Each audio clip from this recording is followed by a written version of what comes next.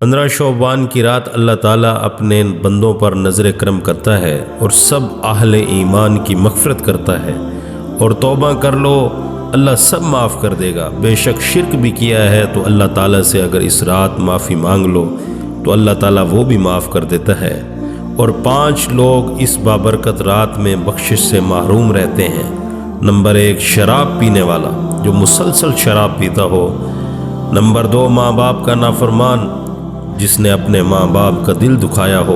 Number 3, रिश्तेदारों से कतई ताल्लुक़ करने वाला। नंबर 4, किसी के दिल में किसी के लिए बुग़्ज़ रखने वाला, कीना रखने वाला।